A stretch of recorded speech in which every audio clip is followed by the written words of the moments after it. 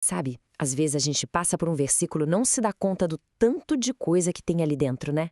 Pois é, hoje a gente vai fazer exatamente isso. Vamos mergulhar fundo, fazer uma verdadeira anatomia de Hebreus 12, versículo 2.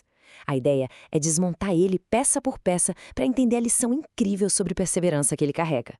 Vamos lá. Então, o texto é esse aqui, é o nosso ponto de partida. E olha, cada palavrinha aqui foi escolhida a dedo, sabe? Elas vão construindo uma jornada, uma lógica muito poderosa.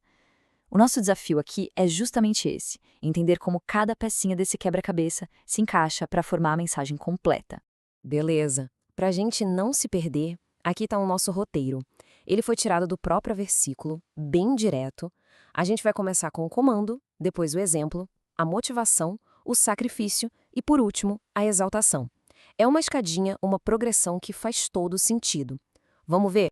Então, vamos para o primeiro ponto. E o começo já é super interessante, né? O versículo não começa com uma reflexão, com uma teoria. Não, ele começa com uma ordem, uma instrução bem direta. É quase como se dissesse: ei, preste atenção, olhe. É um chamado para a ação antes de qualquer outra coisa. E não é um olhar qualquer. A expressão é olhando firmemente. Isso faz toda a diferença. Não é uma olhadinha de lado, sabe? A ideia aqui é de um foco total, de fixar o olhar num único ponto sem se distrair com mais nada. É um foco que não se abala mesmo. Ok, então a gente tem que focar com tudo. Mas focar em quem ou em quê? Bom, o texto aponta para Jesus.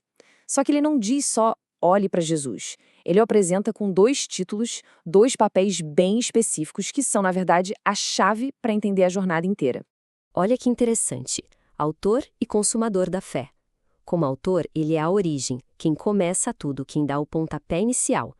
E como consumador, ele é o fim, quem completa, quem aperfeiçoa. Ou seja, ele não só inicia a corrida, ele é a própria linha de chegada, cobre o processo todo, do início ao fim. Certo, então já sabemos o que e o para quem. Agora o versículo nos leva para uma pergunta fundamental: o porquê? O que moveu Jesus a passar por tudo isso? E a resposta que o texto dá pode até surpreender. Foi uma alegria. Peraí, alegria? Que alegria seria essa? Que tipo de alegria tão grande, mas tão grande, que faz um sacrifício gigantesco valer a pena?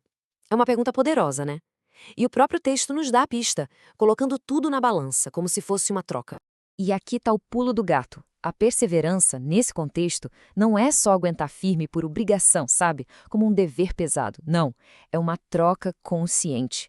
O sofrimento do agora é visto como um preço a ser pago por uma alegria futura que é imensamente maior.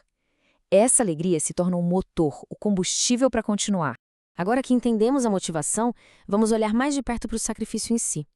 E o texto é bem detalhista aqui. Ele não fala só de sofrimento de um jeito genérico. Ele divide a coisa em duas partes bem claras.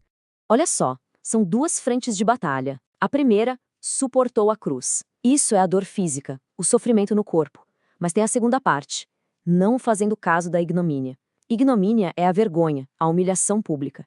Então não foi só suportar a dor, foi também desprezar a vergonha, considerar aquilo algo menor, insignificante, perto do objetivo final. É bem poderoso. Então, a gente passou pelo foco, pela motivação, pelo sacrifício e agora, aonde tudo isso leva? A narrativa do versículo chega agora no seu ponto mais alto, no clímax. É o resultado, a conclusão de toda essa jornada. A frase final é assentado à destra do trono de Deus, e cada parte disso tem um peso. Assentado não é só descansar, significa que a obra terminou, missão cumprida. E o lugar, à destra do trono de Deus, bom, essa é a posição máxima de honra e autoridade que existe. É a vitória completa, que faz todo o caminho ter valido a pena. E com isso a gente fecha essa análise. É incrível, né, como um único versículo consegue nos levar numa jornada completa, de uma ordem para manter o foco até a conquista do lugar de maior honra. A pergunta que fica no ar para a gente pensar é como é que essa estrutura, essa anatomia da perseverança pode mudar o jeito que a gente encara os nossos próprios desafios.